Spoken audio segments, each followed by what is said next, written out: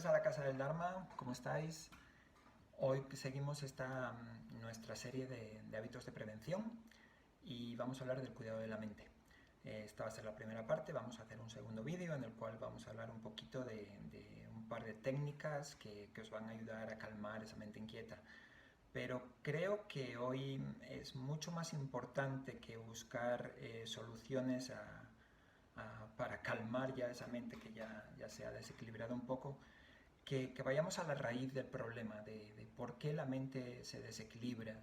Y ahí es donde creo que podemos aprender mucho, y esto no es algo que hagamos en un momento dado, una vez a la semana o dos veces a la semana o algo así, sino que lo que quiero hablar hoy es una forma de vida, es empezar a entender cómo es nuestra vida y por qué casi todos tenemos todos estos desequilibrios mentales y emocionales tan grandes que estamos sufriendo hoy en día, ¿no? Os diría que en las antiguas filosofías orientales hablaban de los enemigos de la mente. Y, por ejemplo, en el hinduismo se habla de 6 enemigos de la mente. Yo hoy no quiero hablar de enemigos, sino de desestabilizadores, y voy a hablar de 3, aunque hay muchos y podríamos estar aquí hablando durante horas probablemente, ¿no? Pero yo quiero centrarme en estos 3 porque creo que son fundamentales. Y estos 3 desestabilizadores son el deseo, el miedo y el apego. El deseo puede que sea el que más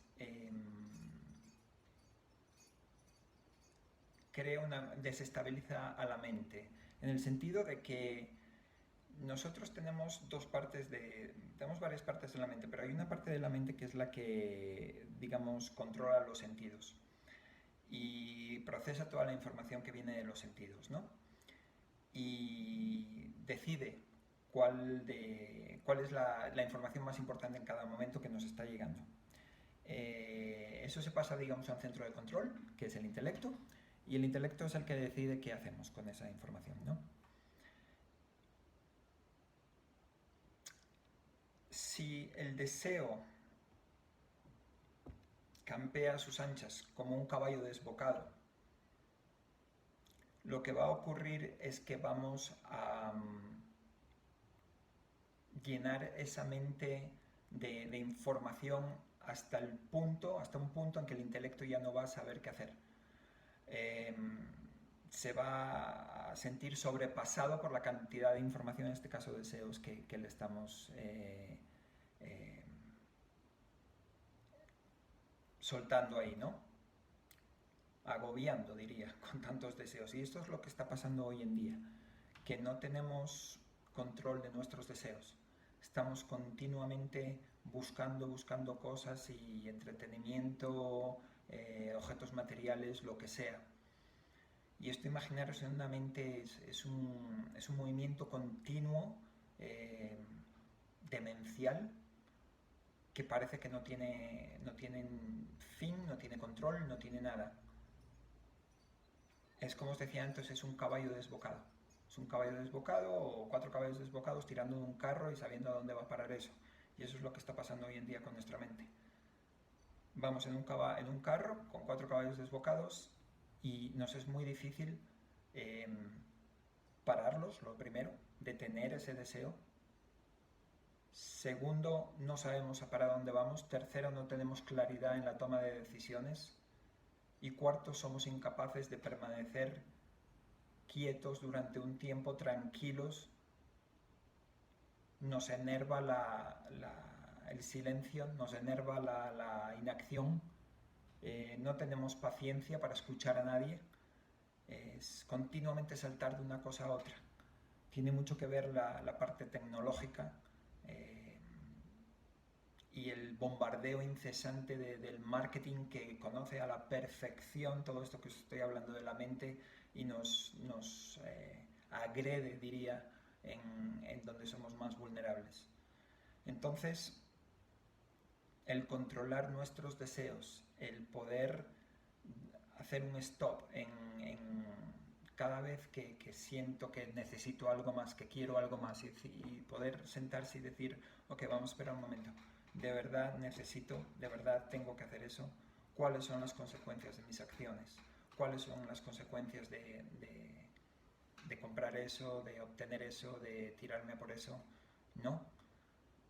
Y ahí entra mucho el egoísmo y cómo nos sentimos con nuestros semejantes, porque también hay que tener en cuenta, o sería óptimo tener en cuenta cada cosa que hacemos, pensar cuáles son las repercusiones que tienen los otros y cómo les va a afectar, positivo o negativamente.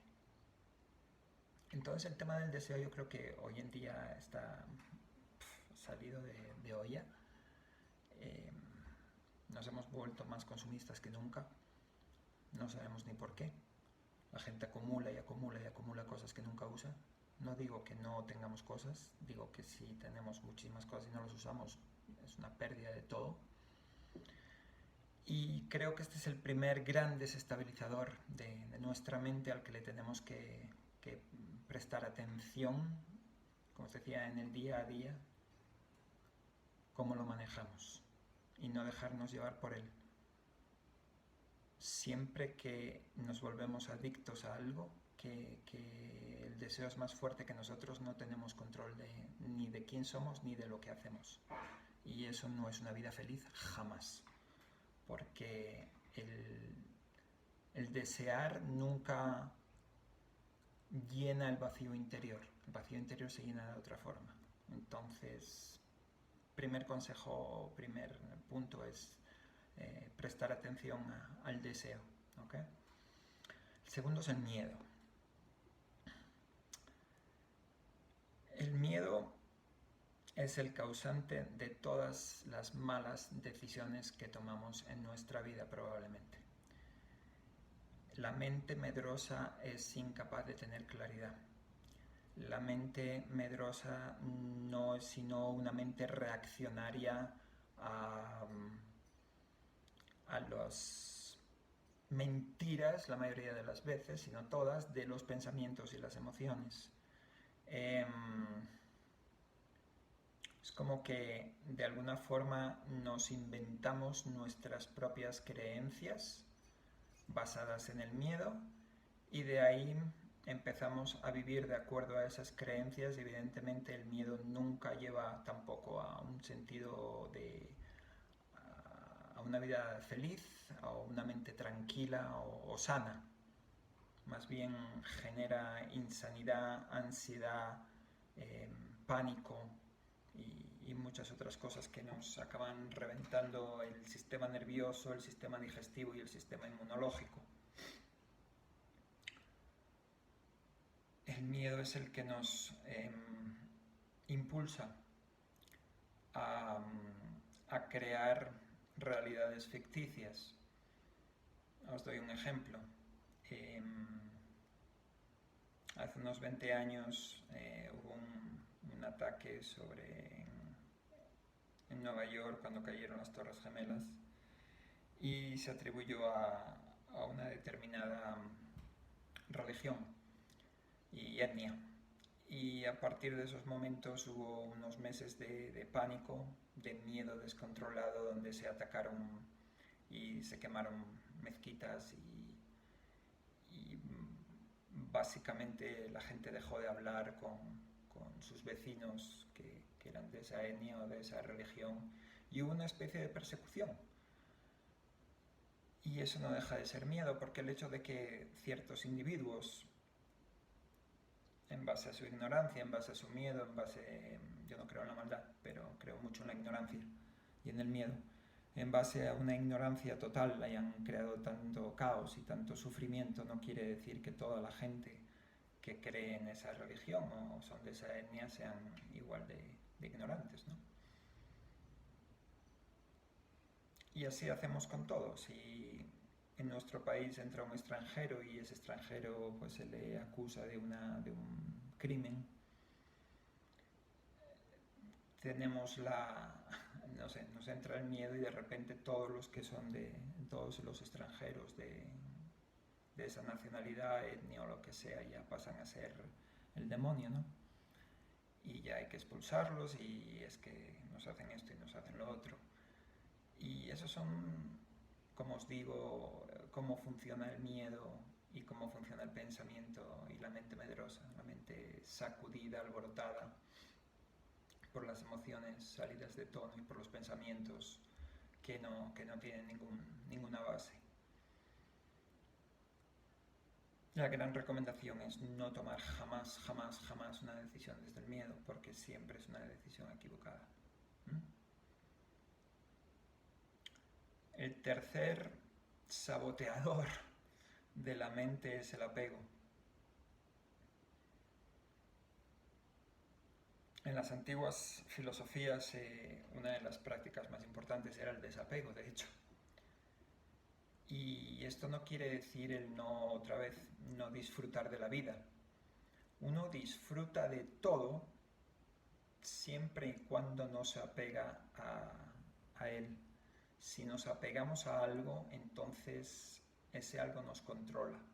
Y si nos controla, nos esclaviza. Y si nos esclaviza, no podemos ser felices.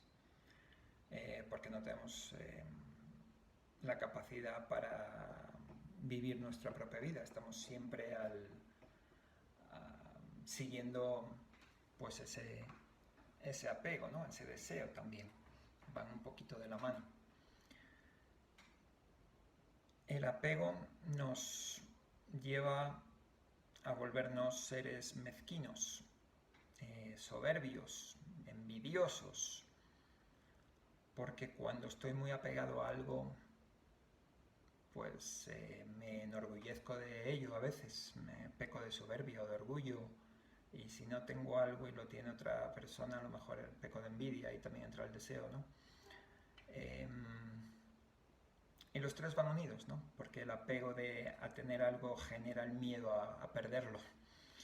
Eso es lo que pasa con la gente que acumula mucho, que siempre tiene el miedo a perder lo que tiene. El apego al final no tiene mucho sentido tampoco, porque la vida nos enseña que todo, podemos tener de todo, pero al final no vamos a tener nada. Esa es la increíble enseñanza de la muerte, que nos vamos como vinimos, ¿no? Sin nada. Y bueno, la recomendación aquí sería disfrutar de todo lo que queráis, pero nunca apegarse a nada, y si nos apegamos a algo, empezar a ver cuál es la verdadera naturaleza de eso a lo que nos apegamos, si es tan importante y si me está haciendo bien realmente estar tan apegado.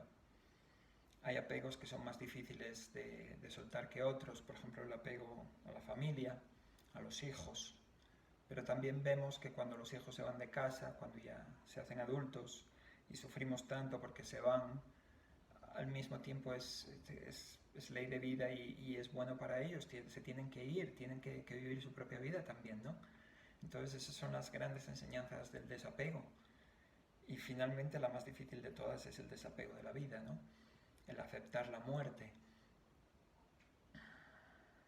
que nos es muy difícil, está dentro de nosotros, en nuestra naturaleza, de cualquier ser, no solo del humano, de cualquier ser vivo se apega, se aferra a la vida. Pero hay una diferencia entre los humanos y los animales. Los animales, cuando ya ven que ya se mueren, que no hay nada que hacer, de alguna manera como se rinden, como el elefante yéndose hacia el cementerio de elefantes a morir, ¿no? Y ese rendirse es yo creo que un entendimiento de lo que es nuestra naturaleza eterna, divina, y si lográramos poder vivir día a día así, entendiendo eso y de que la muerte no es un final, no es un castigo, no es ninguna de esas cosas, sino que es parte de la vida, como en la noche es parte del día. Eso llegaría a darnos mucha tranquilidad y mucha salud. Ya sé que no es que no es tan fácil, yo sé eso, porque soy humano y lo vivo también. Pero es una invitación a ir poco a poco trabajando en el desapego de las cosas, ya os digo, disfrutándolas 100%, pero siempre teniendo en cuenta que el que está al mando soy yo y no ninguna de las cosas que puede ofrecerme este mundo de ilusión, ¿no? Así que este es las ideas que os queríamos transmitir, que queríamos compartir con vosotros. Si tenéis algún comentario nos lo dejáis ahí abajito, ¿vale? Y nos vemos muy pronto. Y desde la Casa del Dharma os mando muchos saludos y muchas bendiciones.